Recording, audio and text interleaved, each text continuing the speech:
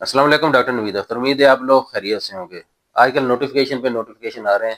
کل ایک مسلح افواج کے بارے میں آیا تھا اور آج پنجاب گورنمنٹ کی طرف سے آ گیا ہے، اور دونوں ہی فیک ہیں۔ مجھے سمجھ نہیں آ رہی کہ یہ پتہ نہیں کون خام خواہ سوشل میڈیا پر ایک نوٹیفیکیشن جاری کر دیتے ہیں، اور سادہ لوگ جو ملازمین ہیں اور جو پینشنر ہیں وہ بیچارے پریشان ہو جاتے ہیں کہ یہ کیا ہو گیا کیا نہیں ہو گیا۔ یہ جو آج نوٹیفیکیشن چل رہا ہے 8 جولائی کا، یہ فیک نوٹیفیکیشن ہے، بالکل فیک ہے۔ ابھی تک کوئی نوٹیفیکیشن نہیں آیا۔ پہلے فیڈرل کا عام طور پر آتا ہے، جو فیڈرل گورنمنٹ کے نوٹیفیکیشنز ہیں، اور اس کے بعد پھر باقی جو سوائی نوٹیفیکیشن ہے وہ آتے ہیں۔ اس لیے یہ جو نوٹیفیکیشن ہے اس کی کوئی اہمیت نہیں ہے۔ ہماری پوری کوشش ہوتی ہے کہ آپ کو جو اتھینٹک یا صحیح نیوز ہیں یا کچھ یا کسی نہ کسی ریفرنس کے ساتھ وہ کریں، اس لیے اس چینل کو آپ سبسکرائب رکھیں اور بیل آئیکن دبائیں۔ اچھا، ایک ڈسپیرٹی الاؤنس کے بارے میں چل رہی ہے، تو وہ بھی میں دیکھ رہا تھا، بار بار لوگ ایک دوسرے کو خوشخبریاں سنا رہے ہیں کہ اس نے اس سے بات کر لی، اس نے اس سے بات کر لی، خوشخبری ہے، یہ ہوگا وہ ہوگا، پروٹیسٹ ہوں گے، اس ڈیٹ کو یہ پروٹیسٹ ہوگا، اس کو فلاں پروٹیسٹ ہوگا، پروٹیسٹ سے یہ ہو جائے گا۔ تو جو ڈسپیرٹی الاؤنس ہے صوبوں کے ڈسپیرٹی الاؤنس ہے وہ خطرے میں ہی ہیں۔ ان کی ابھی تک کوئی کلیریفیکیشن کسی طرف سے نہیں آئی۔ ڈسپیرٹی الاؤنس کا 99% یہی چانس ہے کہ کسی صوبے میں بھی ڈسپیرٹی الاؤنس نہیں ملے گا۔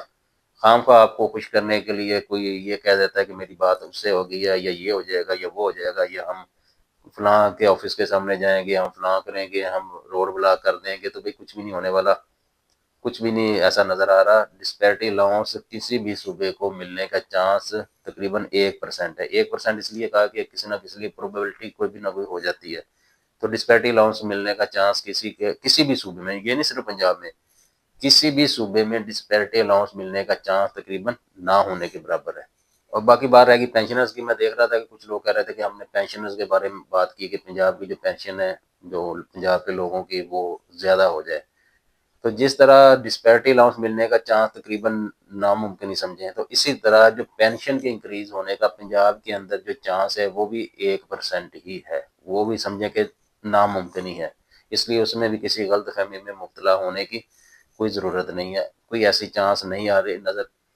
جو اندرونی ذرائع ان کے مطابق یہی ہے کہ نہ تو ڈسپیرٹی الاؤنس ملے گا کسی بھی صوبے میں، اور نہ ہی یہ جو آپ کی پینشن ہے اس کو ریوائز کیا جائے گا یا اس کو انکریز کیا جائے گا۔ ایسا ہونا تقریباً نہیں ہوگا ایسا۔